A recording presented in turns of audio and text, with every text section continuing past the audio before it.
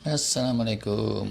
Dokter kalau membahas soal MAH atau gangguan pencernaan, hampir selalu tuh ya, mereka bilang salah satunya yang keretnya itu stres. Lucunya, ini lucu apa enggak ding ya? Walau tahu stres itu salah satu biang kerok, giliran waktu membahas stres dan gimana mengatasinya, itu seringkali atwis-atwisnya sumir. Jadi deh, banyak orang kena MAH nggak sembuh-sembuh kayak saya dulu. Oh alah curcol. Gimana sih cara melawan stres yang jitu? Mesti dilawan sama stres lagi. Itu salah satu caranya. Bagi yang nggak paham paradoks ini, mungkin batin. Pendapatnya wong edan. Bisa jadi memang agak gila sih idenya. Tapi memang ya gitu. Untuk beberapa masalah pelik, kadang solusinya itu counterintuitif gitu. Kalau menurut orang Jombang.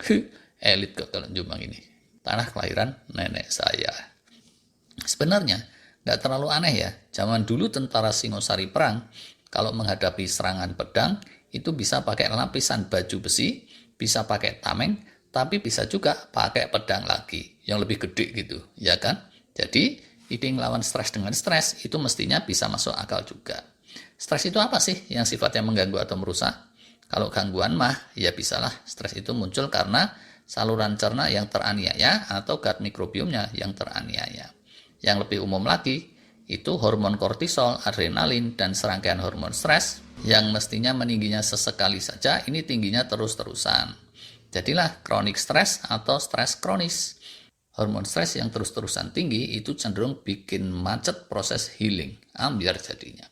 Atau yang termasuk umum juga sehari-hari, itu oksidatif stres namanya, kayak mobil atau kereta api gitu deh.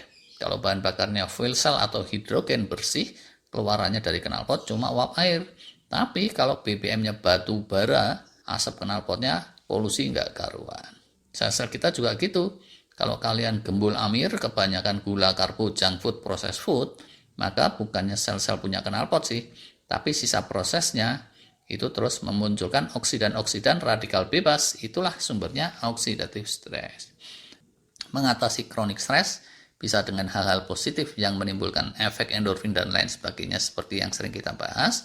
Tapi untuk mengatasi berbagai stres itu tadi, bisa juga dengan stres lagi, yaitu melalui sumber stres yang terkendali, sumber stres yang positif.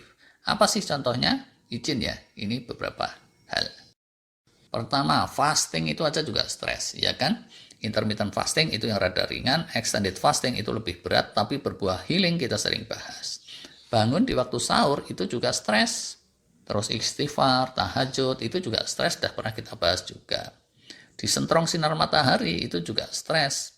Sinar panas inframerah dari matahari, sauna, atau dari terapi sinar merah, kata para penggiatnya bisa memicu melatonin dan berbagai antioksidan.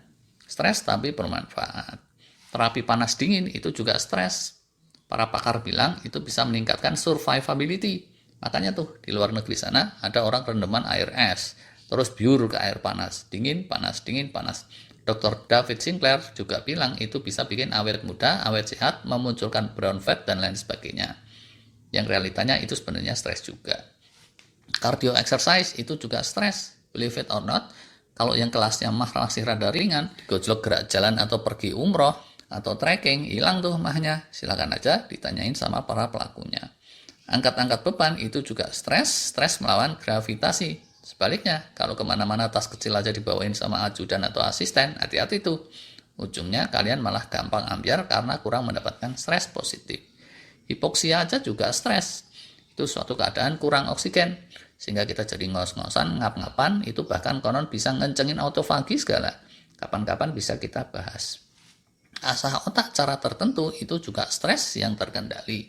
Dengan meditasi, sholat, sembahyang, zikir, atau belajar keras, berpikir keras yang semacamnya itu sebenarnya juga stres loh buat otak. Aturannya bisa rileks, jadi mesti style kenceng, tapi ini ujungnya menyehatkan. Skill exercise itu juga stres, entah belajar renang, nyupir, belajar naik sepeda, belajar keterampilan membatik atau belajar masak. Selain stres buat otak, bisa juga buat motorik, bisa untuk keseimbangan, itu juga stres yang bermanfaat.